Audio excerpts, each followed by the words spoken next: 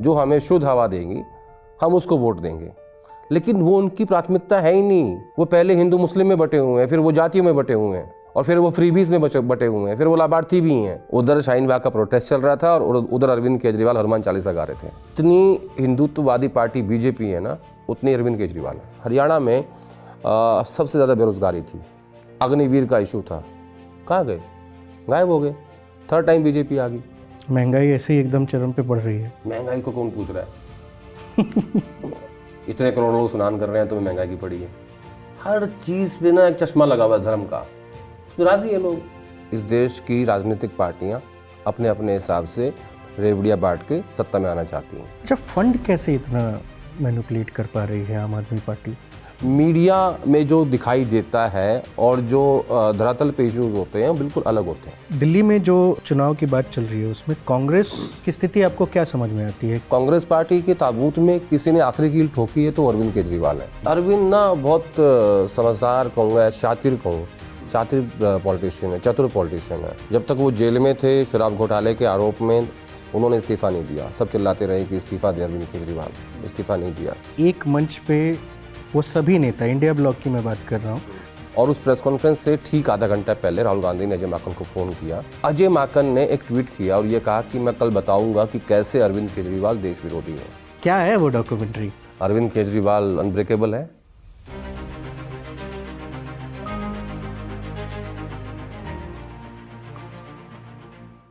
नमस्ते, मेरा नाम अनिल शारदा है। आप मुझे जिस पर देख रहे हैं ये मेरा शो ऑन द रिकॉर्ड है और आज का जो विषय है वो दिल्ली के चुनाव को समझने का है। दिल्ली में कौन सी पार्टी किस हिसाब से चुनाव लड़ रही है, किस तरह का कैंपेन कर रही है, किस तरह के वादे कर रही है, कितने वादे उसने जो पीछे किए उसे कितना फुलफ़िल किया, और ये जो समय दर समय राजनीति बदली उसके ऊपर हम लोग बातचीत करेंगे। और इस विषय पर बातचीत करने के लिए जो अनुभवी पत्रकार हैं, वरिष्ठ पत्रकार आदेश रावल साहब हमारे साथ हैं। बहुत बहुत स्वागत है सर आपका हमारे शो में। Thank you. मैं शुरू से ये समझना चाहता हूँ कि आम आदमी पार्टी को ही अगर मैं लेके चलूँ, बाद में फिर कांग्रेस और बीजेपी पे भी देखेंगे, तो अन्ना आंदोलन एक बड़ा हिस्सा था उस पार्टी के उदय का। उसके बाद पहली बार वो चुनाव में आते हैं, 28 सीटें जीतते हैं और बाद में कांग्रेस के ही समर्थन से सरकार बना लेते हैं। तो वो तब से लेकर के और अब तक 11 साल में आम आदमी पार्टी और आम आदमी पार्टी के नेता, खासकर मुख्य नेता अरविंद केजरीवाल में कितना बदलाव आप देखते हैं? देखिए, आंदोलन के ज़रिए अरविंद केजरीवाल नेता बने और तब तो किसी ने सोचा नहीं था कि आंदोलन जो है वो किस तरफ जाएगा। करप्शन की बात थी, जन लोकपाल की बात थी, हमने भी वो कवर किया। और जब 2013 में उनकी मंशा सामने आई कि उन्होंने अपनी पार्टी का गठन कर दिया है और अरविंद केजरीवाल को 28 सीटें मिली, उस टाइम पे जो कांग्रेस पार्टी ने समर्थन दिया था उसका जो तर्क था वो ये था कि कहीं भाजपा की सरकार न बन जाए, इसलिए हमने अपना समर्थन अरविंद को दे दिया। लेकिन मुझे लगता है कि वो स्ट्रैटेजिक रूप से बहुत बड़ी भूल थी इनकी, क्योंकि कांग्रेस पार्टी के ताबूत में किसी ने आखिरी कील ठोकी है तो अरविंद केजरीवाल है। और उसके बाद से कांग्रेस पार्टी मतलब भारतीय राष्ट्रीय कांग्रेस भी और दिल्ली प्रदेश कांग्रेस कमेटी भी कभी उभर नहीं पाई। आप देखिए 2015 में ज़ीरो आई, 20 में फिर ज़ीरो आई, और मैं तो ये कहूँगा कि इस बार 2025 में कांग्रेस पार्टी पहली बार चुनाव लड़ रही है। अब आप बात कर रहे थे अरविंद केजरीवाल की। अरविंद केजरीवाल 2015 में जो सीटें आई उनकी, हाँ मैं ये कहूँगा ज़रूर कि जब 2014 में प्रधानमंत्री मोदी की लहर चल रही थी और सरकार बड़ी पूर्ण बहुमत की, लेकिन दिल्ली के विधानसभा चुनाव में अरविंद केजरीवाल को जो मैंडेट मिला वो लोकसभा चुनाव के बिल्कुल विपरीत था। ऐसे ही 2019 में जब मोदी जी को 303 सीट मिली, तो 2020 में जब दिल्ली ने मैंडेट दिया वो बिल्कुल उसका अपोजिट था। ये जो चुनाव है इस बार फिर तीसरी बार बीजेपी 240 सीट लेके आई है। सरकार बनी, लेकिन सरकार जो है वो गठबंधन की है। लेकिन अरविंद केजरीवाल के सामने पहली बार 11 साल के राजनीतिक सफर में दिल्ली में एंटी इनकम्बेंसी है। इसीलिए उन्होंने सीटें चेंज करी हैं, इसलिए टिकटें काटी हैं, और इसीलिए आप देखेंगे कि उनकी स्ट्रैटेजी में, उनके स्टेटमेंट्स में, उनके चुनावी भाषणों में वो चीज़ दिखाई देती है कि इस बार उनके लिए केक वॉक नहीं है। तो ऐसी परिस्थिति में केजरीवाल फिर अपने आप को संभालेंगे कैसे? क्योंकि 11 साल के कार्यकाल में उन्होंने हर चीज़ देख लिया। जिस करप्शन को ख़त्म करने की नाव पर सवार होकर वो राजनीति में आए, अपनी पार्टी बनाई, उदय हुआ, उनके तमाम जो शीर्ष नेता हैं वो सब के सब उसी करप्शन में जेल जा चुके। अभी कुछ दिन समय पहले ही केजरीवाल भी जेल से बाहर आए हैं और इस चुनाव में हैं। कैसे नहीं बचेगी? अरविंद ना बहुत समझदार कहूँगा, शातिर कहूँ, शातिर पॉलिटिशियन है, चतुर पॉलिटिशियन है। जब तक वो जेल में थे शराब घोटाले के आरोप में, उन्होंने इस्तीफ़ा नहीं दिया। सब चिल्लाते रहे कि इस्तीफ़ा दे अरविंद केजरीवाल, इस्तीफ़ा नहीं दिया। जैसे ही उनकी बेल हुई वो बाहर आए, उन्होंने इस्तीफ़ा दिया और कहा कि मैं जनता के बीच जा रहा हूँ। जनता अगर ये मानती है कि मैंने करप्शन किया है तो मुझे हरा देगी, क्योंकि अरविंद को ये अच्छे से पता है कि बीजेपी के पास लीडरशिप नहीं है दिल्ली में और कांग्रेस पार्टी का कैडर आम आदमी पार्टी के पास है। तो आप देखिए कि 15 साल सरकार कांग्रेस पार्टी की रही, 11 साल हो गए हैं अरविंद केजरीवाल के, और जो लास्ट गवर्नमेंट इन्होंने फॉर्म की थी बीजेपी ने दिल्ली में, वो 93 में करी थी। एक लंबा सफ़र, एक लंबा समय बीत गया है। तो मुझे ऐसा लगता है कि इस बात को अरविंद केजरीवाल समझते हैं और उनको ये पता है कि बिजली, फ्री बिजली पानी का एक बड़ा तबका है जो उनके साथ खड़ा हुआ है। लेकिन अब की बार उस फ्रीबीज का जो वो लाभार्थी वर्ग है उसको वो सोचता है, वो चाहता है कि इसके बाद क्या, फ्री बिजली पानी तो आ गया, अब उसके बाद क्या। लेकिन एक तबका जो है वो बीजेपी के साथ भी है जिसको राशन मिलता है फ्री में, मुफ्त में, जिन्हें हम ये कहते हैं कि 80 करोड़ लोगों को हम राशन दे रहे हैं। हालांकि हम सरकार उसको अपनी अचीवमेंट मानती है, मैं उसको विफलता मानता हूँ कि इस देश में अगर 80 करोड़ लोग सरकार से राशन लेकर 2 वक्त की रोटी खा रहे हैं तो ये किसी भी सरकार की अचीवमेंट नहीं हो सकती। सही बात है। ठीक है, तो अरविंद का ये लिटमस टेस्ट है पहली बार। लेकिन साथ साथ मैं ये भी कहूँगा कि अरविंद केजरीवाल के साथ साथ ही लिटमस टेस्ट प्रधानमंत्री मोदी का भी है, क्योंकि जब 10 साल बाद, 20 साल बाद जब इतिहास में ये बातें चर्चा होंगी कि तब क्या हुआ था, तो इस बात का जिक्र जरूर आएगा कि प्रधानमंत्री मोदी ने 3 बार देश जीता लेकिन दिल्ली नहीं जीत पाए। ठीक है ना। तो मैं इसको ऐसे भी देखता हूँ। अरविंद के जो स्टेक हैं थोड़े ज़्यादा हाई हैं क्योंकि वो जेल से आए हैं, और दिल्ली जहाँ से उनकी शुरुआत हुई थी, अगर वो उस राज्य को हार जाएंगे तो एक मेजर सेटबैक होगा उनके लिए। पर कोई खास सेंटिमेंट जनता के बीच में उनके जेल जाने और बाहर आने का है नहीं? इसकी चर्चा हम अभी नहीं कर सकते। जिस दिन 8 तारीख को नतीजे आएंगे और जो जनता मैंडेट देगी तब हमें समझ में आएगा कि क्या लोगों ने उन्हें करप्ट माना है या नहीं माना है। क्योंकि आफ्टर ऑल क्या होता है, जो मैंडेट जनता देती है हमें वो मानना पड़ता है। तो वो उस दिन समझ में आएगा कि दिल्ली की जनता उन्हें करप्ट मान रही है। दरअसल क्या होता है ना, मीडिया में जो दिखाई देता है और जो धरातल पे इश्यूज होते हैं वो बिल्कुल अलग होते हैं। सही बात है। ठीक है ना। अब मान लेते हैं कि जो शीश महल की बात हो रही है, जो शराब घोटाले की बात हो रही है, या अरविंद ने जो वायदे किए थे उनकी बात हो रही है, पोल्यूशन का था मुक्त कर दूंगा उसकी बात हो रही है, तो जितने भी इश्यूज हैं, अब देखना ये है। अब मैं आपको उदाहरण देता हूँ, हरियाणा चलिए आप। हरियाणा में सबसे ज़्यादा बेरोजगारी थी। सही बात। अग्निवीर का इशू था, कहाँ गए, गायब हो गए। 3rd टाइम बीजेपी आ गई। तो चुनाव में ना सेंटीमेंट बड़ा डिफरेंट है आजकल चुनाव का ज़्यादा सेंटीमेंट धर्म के ऊपर है, उसके बाद जाति के ऊपर है, और उसके बाद सब चीज़ें उसके नीचे आती हैं। अनएम्प्लॉयमेंट उसके नीचे है, शिक्षा उसके नीचे है, स्वास्थ्य उसके नीचे है। तो लोगों को कायदे से, अगर मैं कहूँ, अगर मैं दिल्ली का वोटर हूँ और जिस हिसाब से 500, 600, 700 AQI में हम लोग जी रहे हैं, तो मैं सबसे पहले ये कहूँ कि जो दिल्ली को साफ हवा देगा मैं उसको वोट दूंगा। लेकिन जनता की प्राथमिकता ये नहीं है कि उनके बच्चे कैसे जी रहे हैं। तो 5 साल बस उसके बारे में, विषय में बोलेंगे, लेकिन जब करेंगे नहीं, जरूरत होगी तो तब नहीं करेंगे। लेकिन ये गलती किसकी है? ये गलती इस दिल्ली की जनता की है। वो ये कहें कि कोई भी पार्टी, बीजेपी, कांग्रेस, आम आदमी पार्टी, जो हमें शुद्ध हवा देंगी हम उसको वोट देंगे। लेकिन वो उनकी प्राथमिकता है ही नहीं। वो पहले हिंदू मुस्लिम में बटे हुए हैं, फिर वो जातियों में बटे हुए हैं, और फिर वो फ्रीबीज में बटे हुए हैं, फिर वो लाभार्थी भी हैं। तो वो सब तो बहुत नीचे आता है। तो देखिए, मैं ऐसा मानता हूँ कि जनता जैसा नेता चाहती है उनको वैसा नेता मिलता है। अब वापिस चलिए 2013 में। जनता ने चाहा कि हमें लोकपाल चाहिए, हमें करप्शन मुक्त सरकार चाहिए, पलट दिया उसने। आज नहीं चाहते कि हमें प्रदूषण मुक्त दिल्ली चाहिए, बैठे हैं आराम से, हिंदू मुस्लिम कर रहे हैं। कोई ओबीसी कर रहा है, कोई दलित कर रहा है, कोई अपर कास्ट कर रहा है, बिजी हैं। प्राथमिकताएं होती हैं।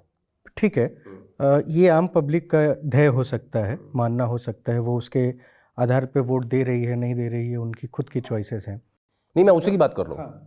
लेकिन जब आप और मैं बैठे हुए हैं, हम दोनों लोग पत्रकार हैं, आप काफ़ी वरिष्ठ हैं, मैं अब तक सीख ही रहा हूँ, फिर भी अगर मैं चर्चाएं अगर इस विषय पे करूं तो मुझे ये जानने में बेहद उत्सुकता है कि यदि 2015 में एक पार्टी ये कहती है कि मैं सरकार में आके 500 नए स्कूलों का निर्माण कराऊंगा, तो जाहिर सी चीज़ है, हमें अपने कानों को खुशी मिलती है कि चलो ठीक है, देश में ना सही दिल्ली में एजुकेशन का स्तर बदलेगा, सुधार होगा।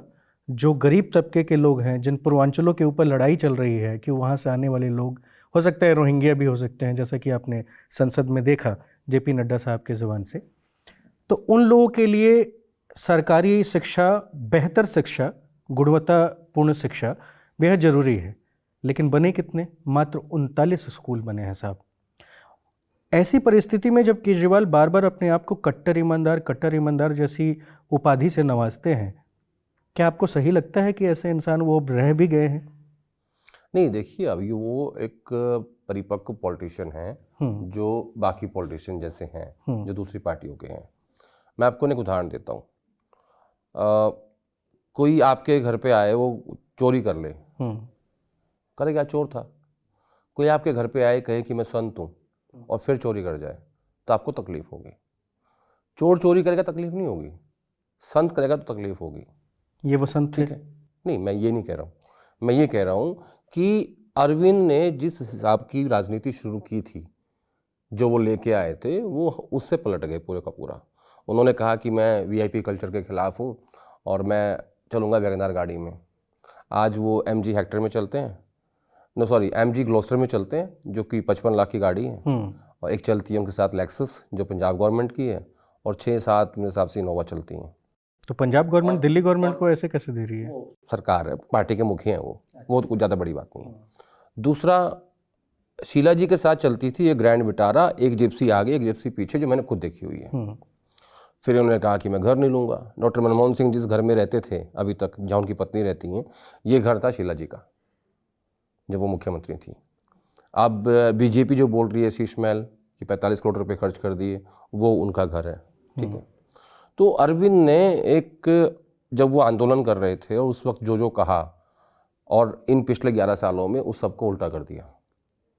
ठीक है, अब वो बाकी पार्टियों की तरह एक पार्टी है, बाकी नेताओं की तरह एक नेता है।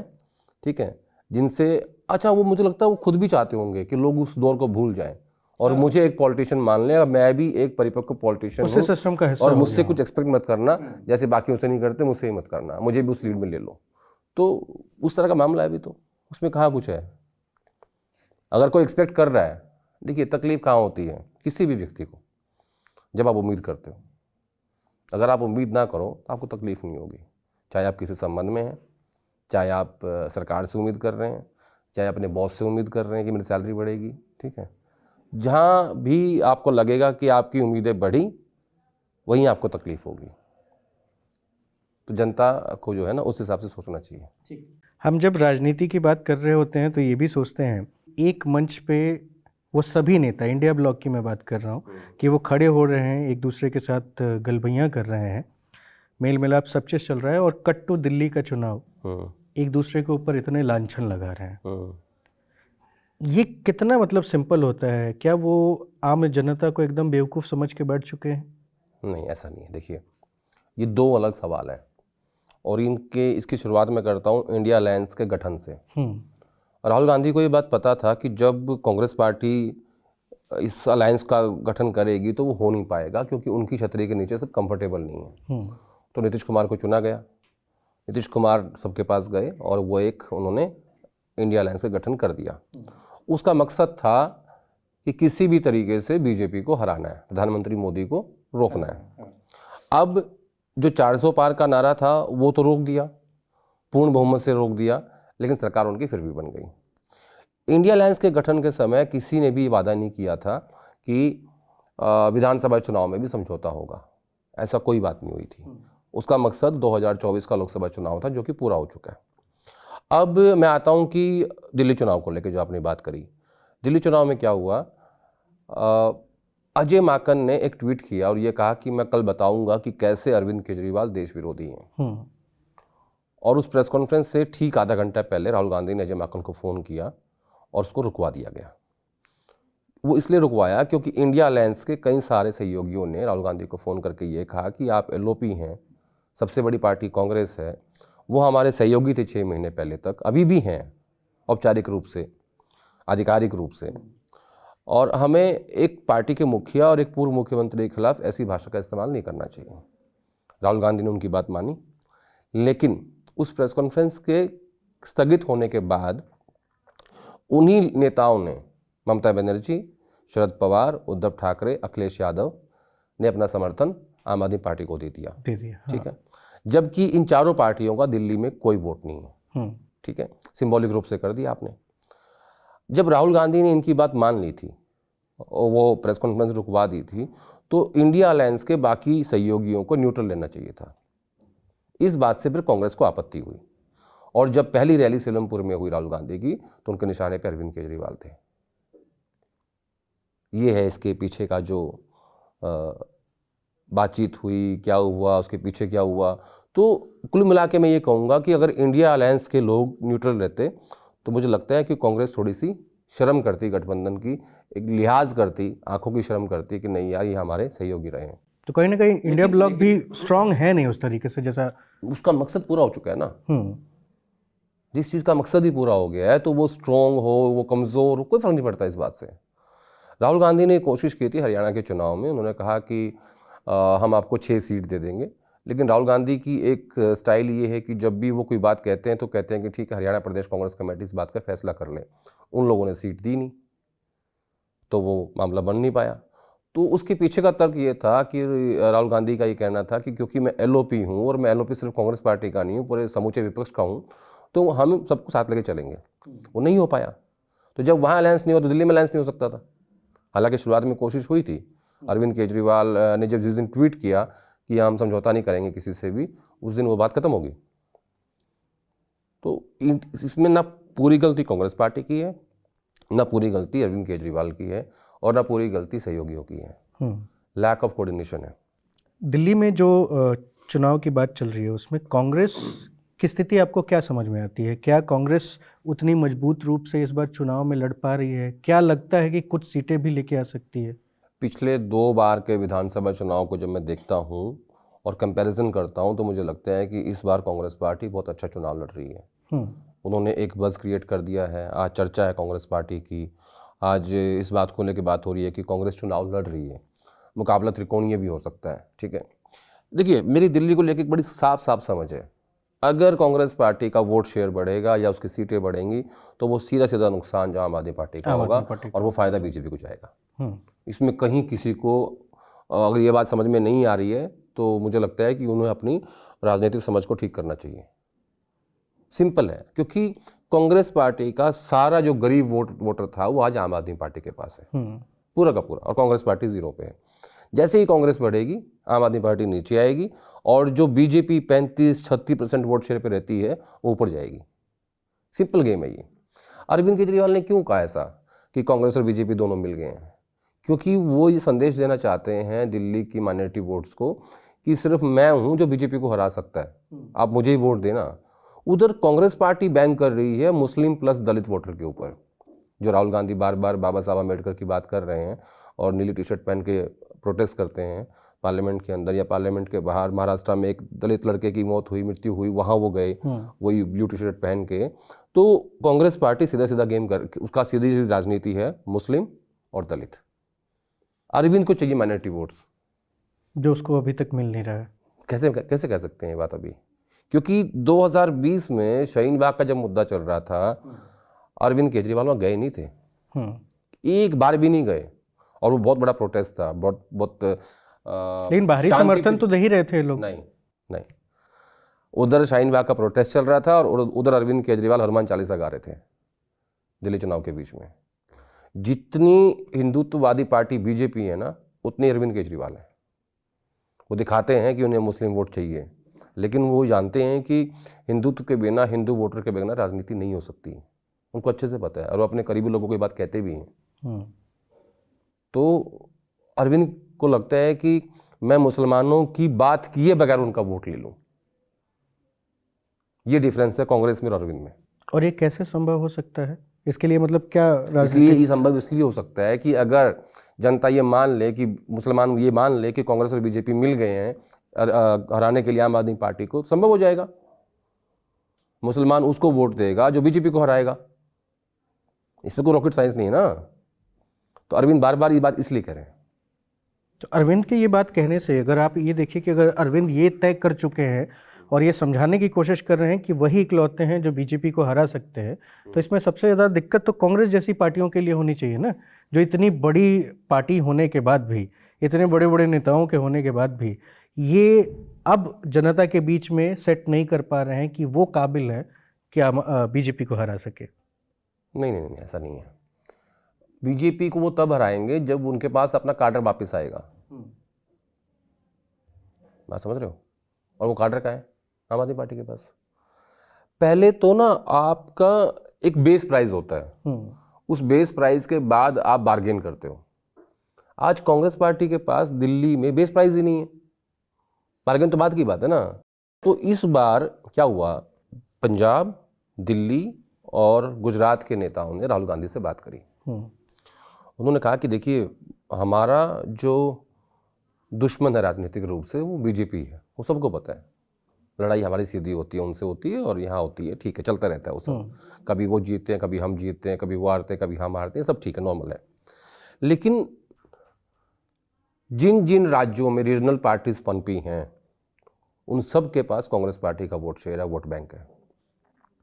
उत्तर प्रदेश, अखिलेश यादव, मायावती, पश्चिम बंगाल, आंध्र प्रदेश, उड़ीसा, बिहार और अब दिल्ली और पंजाब और गुजरात। तो हमें इन सब में कोई सबसे नया है वो अरविंद केजरीवाल है। पंजाब में 3 साल हुए हैं, यहाँ 11 साल हुए हैं। तो हमें लड़ना चाहिए स्ट्रांगली इसके खिलाफ। ये इन नेताओं ने कांग्रेस पार्टी की ये बात समझाई राहुल गांधी को, कन्विंस किया उनको कि क्यों हम ये कह रहे हैं, और वो कन्विंस हुए। तब जाके कांग्रेस पार्टी ने एक स्ट्रॉन्ग कैंपेन छेड़ा है सत्तारूढ़ पार्टी के खिलाफ। वो भी दिल्ली से शुरुआत की है, क्योंकि दिल्ली में चुनाव है ना, जिसका असर पंजाब में भी जाएगा, गुजरात भी जाएगा। अब मैं आपको एक उदाहरण देता हूँ। 2017 में गुजरात में लगभग 70 सीट के आसपास कांग्रेस पार्टी की आई, बड़ा अच्छा प्रदर्शन किया था और बीजेपी मतलब थोड़ा सा बच गई थी। 22 के इलेक्शन में जो कांग्रेस पार्टी का लगभग 40% के आसपास शेयर था, वो आम आदमी पार्टी और कांग्रेस में बट गया और कांग्रेस पार्टी 20 सीटों पर आके टिक गई। तो आम आदमी पार्टी के कारण बीजेपी जो गुजरात जीत गई। ऐसे ही पंजाब में हो रहा है, ऐसे दिल्ली में हो रहा है। तो फिर कांग्रेस पार्टी क्यों ना स्ट्रांगली लड़े, क्यों वो बाकी राज्यों की तरह अपने आप को हमेशा के लिए खत्म कर ले दिल्ली में। इसलिए इस राहुल गांधी के या कांग्रेस पार्टी के स्ट्रॉन्ग कैंपेन के पीछे ये कारण है कि वो उनको लगता है कि अभी हमारे पास समय है। अगर ये चुनाव भी जीत जाती है अरविंद केजरीवाल, तो फिर मुझे लगता है कि इनके हाथ से दिल्ली भी निकल जाएगी बाकी राज्यों की तरह। अच्छा, फंड कैसे इतना मैनिपुलेट कर पा रही है आम आदमी पार्टी? कौन सा फंड? पैसा, इतना पैसा। सोशल मीडिया अगर आप देखें तो सोशल मीडिया, मुझे लगता है कि अगर बीजेपी के सामने कोई स्ट्रांगली सोशल मीडिया किसी का है, इवन समटाइम बेटर, तो वो आम आदमी पार्टी का है। जितने तरीके से वो लोग एक्शन मोड में रहते हैं, हर तरीके मुझे से। लगता है फंड से ज़्यादा उनके पास वॉलंटियर्स हैं जो कमिटेड है कैडर को लेके। फंड किस पार्टी के पास नहीं है? सबके पास है। उसको खर्च कैसे करना है ना, ये एक कला होती है, और मुझे लगता है कि वो इन लोगों के पास है। अरविंद केजरीवाल के पास वो कला है, उनके पास वो लोग हैं, वो स्ट्रैटेजिस्ट हैं कि उनको ही पता है कि हमें कहाँ पैसा खर्च करना है। अब इसके कंपैरिजन में आप देखो कांग्रेस पार्टी, उनके पास फंड्स नहीं है क्या? कितनी पुरानी पार्टी है इस देश की, सबसे बड़ी पुरानी पार्टी है ना। बीजेपी के पास फंड नहीं है क्या? सबसे ज़्यादा फंड तो उन्हीं के पास है। तो उनका इस्तेमाल कैसे करना है सबसे बड़ी बात। और मुझे ऐसा लगता है कि वॉलंटियर्स ज़्यादा हैं आम आदमी पार्टी के पास, फंड्स तो हैं ही हैं, और उसका सही तरीके का जो उसका सही इस्तेमाल है वो उनको आता है। और अगर गलत इस्तेमाल हो रहा है तो फिर ईडी अपना काम करेगी, उसमें हम लोग क्या कर सकते हैं, है ना, वो काम तो एजेंसीज का है। लेकिन मैं इसमें सिर्फ इतना ही कहूँगा कि उनकी सरकार है पंजाब में, और दिल्ली का विज्ञापन तो उनके पास है नहीं अब तो, जब से वो पार्लियामेंट में बिल आया था वो तो एलजी साहब के पास है। तो अब इनका जो पूरा सिस्टम मैनेज हो रहा है मीडिया का, सोशल मीडिया का, वो पंजाब के थ्रू हो रहा है, वो दिल्ली के माध्यम से नहीं हो रहा है। यूटिलाइजेशन कैसे करना है ना, इनको अच्छे से आता है। पर पंजाब में भी तो चीज़ें ऐसी हैं कि पंजाब में जो वादे किए वो भी कंप्लीट नहीं कर पा रहे हैं ये लोग, यहाँ पे नए नए कर रहे हैं। आज बीजेपी ने जो दूसरा संकल्प पत्र इन लोगों ने जारी हुआ है आज, अनुराग सिंह ठाकुर ने किया है, उसमें कहा है कि केजी से लेकर के पीजी तक की मुफ्त शिक्षा दी जाएगी, और बाकी जो बिजली का बिल और पानी और बाकी सारी चीज़ें हैं वो तो हैं ही। ये 2100 कह रहे हैं तो 2500 कह रहे हैं। दिल्ली एक छोटा राज्य है, पिछली बार शायद 90,000 या 80,000 करोड़ का बजट था इसका। ऐसी परिस्थिति में जो इतना फ्रीबीज ये बांट रहे हैं, ठीक है, अच्छी चीज़ है, आप किसी के वेलफेयर के लिए कर रहे हो, कोई पैसा आपको दे रहा है। मैं 2-4 जगह ग्राउंड रिपोर्ट पे गया, वहाँ पे लोगों का कहना है कि साहब देखिए, मैं एक दुकान चलाता हूँ और मेरी ये इतनी आमद होती है महीने की, और मुझे लगता है कि इसमें मैं अपने बच्चे को और सब सारी बिल्स भरने के बाद 2 रुपये बचा भी लेता हूँ। तो हमें कोई ख़ास बेनिफिट इस चीज़ का हमें नहीं हो रहा है। वो एक वर्ग हो सकता है जिसे बेनिफिट हो रहा है, लेकिन यदि मैं सरकार से पूछूं कि मुझे क्या मिल रहा है तो वो क्लियर नहीं है। आप इसे कैसे देखते हैं? इस देश के टैक्स पेयर के पैसे से इस देश की राजनीतिक पार्टियां अपने अपने हिसाब से रेवड़ियाँ बांट के सत्ता में आना चाहती हैं। आपने इस देश में इतना बड़ा एक लाभार्थी वर्ग क्रिएट कर दिया, लेकिन जिसका वो पैसा है, जो वो टैक्स पेयर है असली, उसको आप क्या दे रहे हो? उसको आप जीएसटी दे रहे हो, उसको आप रोड टैक्स दे रहे हो, उसको आप टोल टैक्स दे रहे हो, सेस ले रहे हो, ग्रीन टैक्स ले रहे हो, उससे आप हेल्थ इंश्योरेंस पे टैक्स ले रहे हो जीएसटी में, ठीक है। तो मेरा ऐसा मानना है कि सरकार को सोचना चाहिए कि टैक्स राज के इस दौर में कि आप उन लोगों के लिए भी कुछ सोचो जो जिनके पैसे से आप ये रेवड़ियाँ, ये फ्रीबीज आप बांट पा रहे हो। आप देखो, ये जो महिला सम्मान की बात चली है, ये ट्राइड एंड टेस्टेड है। झारखंड में ट्राइड एंड टेस्टेड है, महाराष्ट्र में है, कर्नाटका में है, मध्य प्रदेश में है, अब दिल्ली में सबने घोषणा कर दी। लेकिन दिल्ली में क्या है, दिल्ली पूर्ण राज्य नहीं है, यहाँ पावर जो है वो एलजी साहब के पास है। अब एलजी साहब चलेंगे केंद्र सरकार के हिसाब से, और चल भी रहे हैं। तो अब अरविंद केजरीवाल ने कमिट कर दिया, कांग्रेस ने भी कर दिया और बीजेपी ने भी कर दिया। अब वो कह रहे हैं कि जी हम, ये तो आपकी तो रेवड़ियाँ हैं, हर हमारा विकास है। कमाल है भाई, ये कैसे भाई? तुम्हारा कुत्ता कुत्ता, हमारा कुत्ता टॉमी। तो आप मानो ना कि हम फ्री बीज दे रहे हैं, हम रेवड़ियाँ बांट रहे हैं, हमें वोट चाहिए। सही बात है। हाँ मानो, वो नहीं, हमारा तो विकास है, इनकी रेवड़ियाँ हैं। ऐसे चीज़ें थोड़ी ना चलेगी। मामा घर से पैसे लेके आए थे क्या? यहीं से तो आ रहे हैं। जो टैक्स दे रहे हैं उसको इकट्ठा कर रहे हो, उसको बांट रहे हो।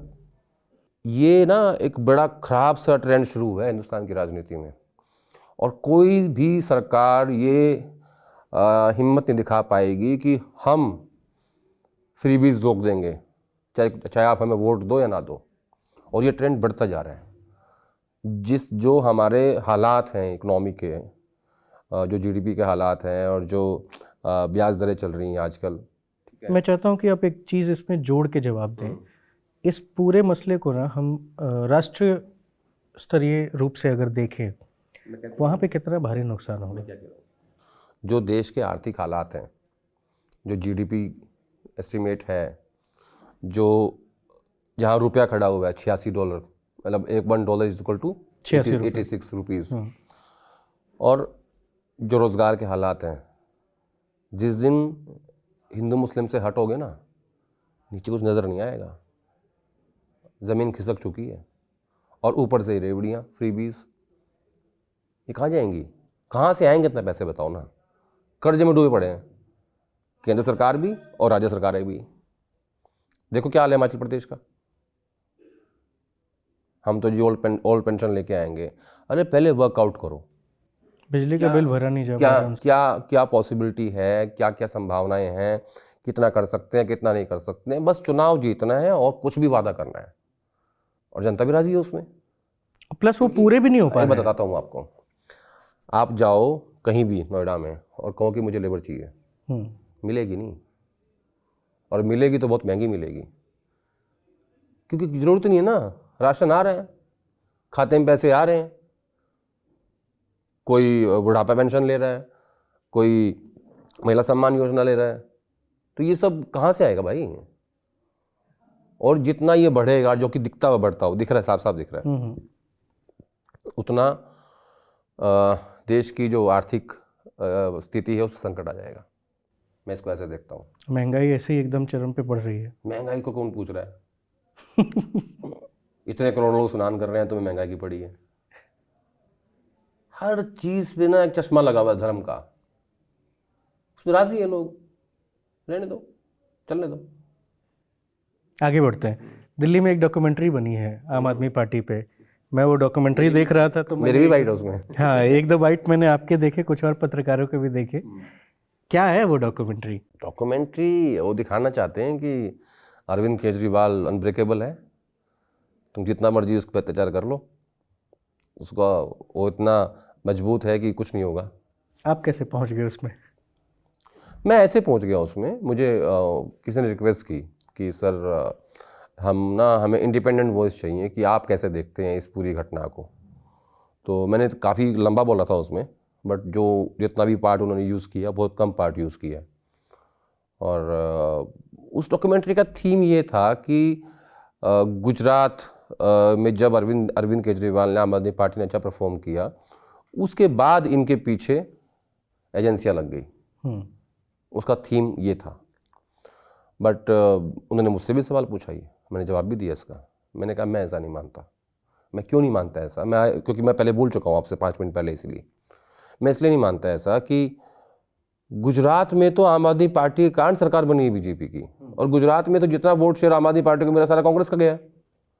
तो मैंने काफ़ी लंबी बाइट दी थी उसमें, और मेरे एक मित्र ने मुझे रिक्वेस्ट किया था कि भाई हाँ एक बात बताऊँ मैं, किसी ने मुझे ये नहीं कहा कि आपको क्या बोलना है। उन्होंने मुझसे 7-8 सवाल पूछे और मैंने अच्छे से जवाब दिए। उसमें जो उनके समझ में आया वो उन्होंने यूज़ कर लिया। अच्छा है, कम से कम आपको ये लिबर्टी मिली कि आप कुछ भी बोल सकते हैं। हमारे साथ तो ऐसा है कि हम कुछ बोल ही नहीं सकते, कोई इंटरव्यू नहीं दे रहा हमें। ये हाल हो गए हैं। सुना है कि मैग्सेसे, अरे भाई साहब, मैग्सेसे अवार्ड आप जीते हुए आदमी हैं, कुछ अच्छा किया तभी तो। आप जब पार्टी में आए तो इतनी अच्छी अच्छी बातें आपने कही। हिंदुस्तान में और विश्व भर में जब पत्रकारिता के नंबर्स गिरने शुरू हो जाते हैं, कोई बात नहीं, कुछ चीज़ों तो आप आके इतनी बड़ी बड़ी बातें करते हैं। मेरा ऐसा मानना है, कुछ चीज़ों का जवाब ना समय के पास होता है, छोड़ देना चाहिए उसके ऊपर। और मैं अक्सर ऐसा करता हूँ। कई बार मैं भी तो इंसान ही हूँ, मैं थोड़ी कोई मतलब बैटमैन हूँ। कई चीज़ें जब उनका जवाब नहीं मिलता, या आप कहीं फंस जाते हो, कहीं मज़दार में होते हो, समय पे छोड़ दो, उससे बलवान कुछ नहीं होता। मैं एक वीडियो देख रहा था आपका, आपने उसमें कहा कि विलासराव देशमुख ने, जब अन्ना आंदोलन हो रहा था तो वो चाहते तो उस पूरे आंदोलन को रोक सकते थे, संभाल सकते थे, लेकिन कांग्रेस पार्टी ने कोशिश नहीं किया, जिसका नुकसान आज कांग्रेस पार्टी आज तक चुका रही है। अन्ना आंदोलन चल रहा था और रामलीला मैदान में, मैं वहाँ पे था, और उधर पार्लियामेंट सेशन चल रहा था। एक मंत्री थे, नाम तो नहीं ले सकता मैं उनका, मेरे जानने वाले हैं वो, जनरली मैं किसी नाम लेता भी नहीं हूँ, MOS थे वो। तो वो आगे बैठे हुए थे, संसद चल रही थी, वो विलासराव जी पीछे बैठे हुए थे। उस विलासराव केंद्रीय मंत्री थे। तो उन्होंने कहा कि सर, आपके तो इतने अच्छे संबंध हैं अन्ना से, आप क्यों नहीं बात करते? तो उन्होंने कहा, तुम्हें किसने कहा है? बोले किसने नहीं, मुझे भी किसने नहीं कहा, बैठ जाओ। यानी उस वक्त पार्टी ये सोच नहीं पा रही थी कि हम किस व्यक्ति को क्या काम दें। जब 4 मंत्री रामदेव से बात करने जा रहे थे एयरपोर्ट पे, तो इनकी बुद्धि मारी गई थी ना। एक व्यापारी है रामदेव, व्यापारी तो और क्या है, सही बात है, बिजनेस करते हैं भाई, उससे आप पैसा कमाते हो। उनसे बात करने के लिए प्रणब मुखर्जी जैसे मतलब दिग्गज नेता कांग्रेस पार्टी के, जो सोनिया गांधी के सामने भी पाइप पीते हुए निकल जाते थे, वो जा रहे हैं उनसे मिलने वहाँ, सलमान खुर्शीद, कपिल सिब्बल। तो उस दौर में कांग्रेस पार्टी का जो हाल था ना, वो बहुत बिखरी हुई पार्टी थी। मैं तब जूनियर रिपोर्टर था, मैं एक चैनल में काम करता था, देखा मैंने वो दौर। और मतलब इतनी बिखरी हुई थी कि पता ही नहीं था कि कहाँ क्या हो रहा है। और जैसे जैसे करप्शन के आरोप लगते गए, सीएजी की रिपोर्ट के हवाले से, कोल स्कैम में, 2G में, कॉमनवेल्थ में, हालांकि बाद में उनमें क्या हुआ सबको पता है, कुछ निकला नहीं उसमें। लेकिन क्या होता है राजनीति में, आप होते हो परसेप्शन से। मनमोहन सिंह ने जो कहा था, और जब उनकी मृत्यु हुई, वो बात सही साबित हुई कि history will be kinder to me. लेकिन उस दौरान प्रधानमंत्री तो वही थे। तो मुझे लगता है कि बहुत ज़्यादा अलायंसेस थे उस वक्त कांग्रेस पार्टी के सामने, और इनके लोग जेल भी गए। सब परसेप्शन इतना बिगड़ गया था कांग्रेस पार्टी का 2014 तक आते आते कि अभी तक भी वो संभल नहीं पाई है। 14 में 44 सीटें, 19 में 52 सीटें, और अब 99 सीटें। 100 सीट का अभी टच नहीं किया आपने। तो उस परसेप्शन से आज भी नहीं उभर पा रही है। और आप देखिए स्ट्रैटेजी बीजेपी की, वो सत्ता में है, 2 टर्म पूरे हो, तीसरे चल रहे हैं, सवाल अभी भी कांग्रेस से ही पूछते हैं। तो क्योंकि वो अपने परसेप्शन में कामयाब हैं। लड़ाई सब परसेप्शन की होती है। मोदी जी विकास पुरुष है, मनमोहन सिंह चोर थे, परसेप्शन है ना, यही तो है। और क्या है, कौन क्या कर रहा है, क्या नहीं कर रहा है, वो तो सबको पता है। तो राजनीति में अगर आप हो तो आपका परसेप्शन स्ट्रॉन्ग रहना चाहिए। अब राहुल गांधी के लोग पप्पू कहते थे। राहुल गांधी पढ़ा लिखा आदमी है, विजन है, वेल एजुकेटेड है, इतनी बड़ी यात्रा कर दी जो किसी ने नहीं की आज तक।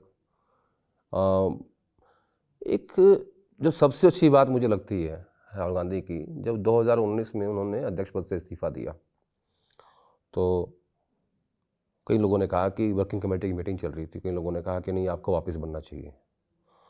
पता नहीं, मैं नहीं बनूंगा।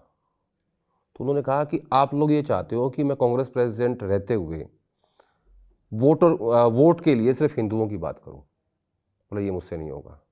जो भी हिंदू है, मुस्लिम है, सिख है, ईसाई है, किसी जाति का है, जिस पे भी अत्याचार होता है ना, कांग्रेस प्रेसिडेंट कोई व्यक्ति नहीं है, वो एक पद है, और उसकी ये रिस्पॉन्सिबिलिटी है कि वो उनकी आवाज़ उठाए।